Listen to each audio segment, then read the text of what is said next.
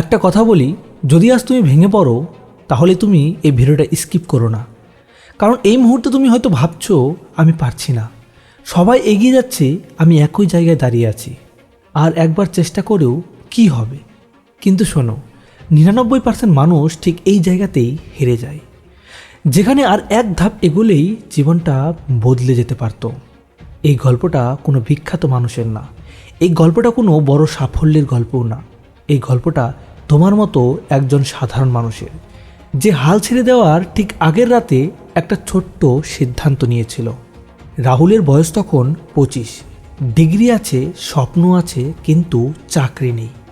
দিনের পর দিন ইন্টারভিউ, আর প্রতিবারই একই উত্তর, আমরা আপনাকে পরে জানাবো।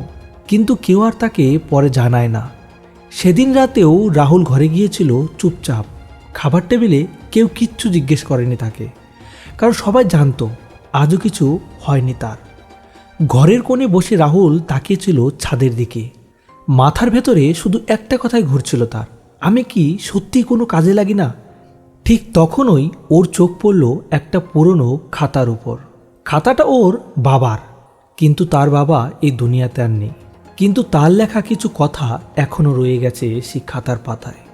খাতার শেষ পাতায় লেখা ছিল, জীবনে যদি কখনো তোর হাল ছেড়ে দিতে ইচ্ছে করে, মনে রাখিস হাল ছাড়া ঠিক আগের মুহূর্তটাই অনেক সময় সাফল্যের সবচেয়ে কাছের মুহূর্ত।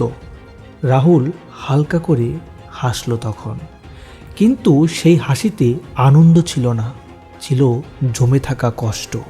ও ভাবল, এগুলো তো শুধু কথা, কিছু লেখা, বাস্তব তো এতটা সহজ নয়।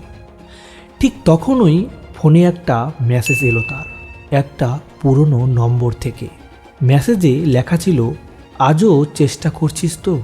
এই কথাটা একসময় ওর স্কুলের শিক্ষক বলতেন, যিনি বিশ্বাস করতেন রাহুল ধীরে চলে, কিন্তু এক জায়গায় থেমে থাকে না। রাহুল সেই মেসেজটার রিপ্লাই করল না, ফোনটা নামিয়ে রাখলো সেখানে। কিন্তু মনের ভেতরে যেন কিছু একটা নড়ে চড়ে উঠল। ও তখন সেই খাতাটা খুলল, কিন্তু খাতাটা পুরোটাই ফাঁকা, একটার পর একটা। ও তখন নিজেকে প্রশ্ন করল, এই ফাঁকা পাতাগুলো কি সত্যিই ফাঁকা, নাকি শুধু শুরু করার অপেক্ষা মাত্র? রাহুল কলমটা হাতে নিল। আজ চাকরির জন্য না, আজ কাউকে প্রমাণ করার জন্যও না, আজ নিজের জন্য সে লিখবে। ও তখন লিখল, আজ আমি আবার শুরু করলাম, কারণ আমি জানি কোন চেষ্টা আমার জীবনটা বদলে দেবে। সেদিন রাতে কিছুই বদলায়নি, পরের দিনও কিছু না, তার পরের সপ্তাহতেও না, কিন্তু একটা জিনিস বদলাতে শুরু করলো। রাহুল আর থামেনি। প্রতিদিন সকালে উঠে নিজেকে সে বলতো, আজ না হোক কাল হবে। আর যখন মনে হতো আর পারছি না, তখন নিজেকে প্রশ্ন করতো, আর একবার চেষ্টা করলে কি এমন হারাবে তোর? মানুষ হাসলো, কেউ বলল এত চেষ্টা করে লাভ নেই, কেউ বলল সময় নষ্ট করিস না রে তুই।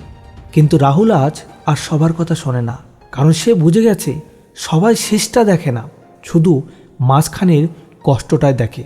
তো এইভাবে কয়েক মাস কেটে গেল। একদিন হঠাৎ তার ফোনে একটা কল এলো। কোনো বড় কোম্পানি না, কোনো বড় স্যালারিও না, কিন্তু ফোনের ওপাশ থেকে শুধু একটা কথা বলছিল, আপনি আমাদের সঙ্গে কাজ করবেন। বাস, রাহুল কিছুক্ষণ কথা বলতে পারেনি, চোখ ভিজে গিয়েছিল তখন।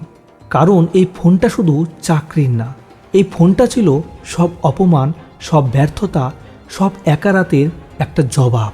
সেদিন রাতে রাহুল আবার খাতাটা খুলল।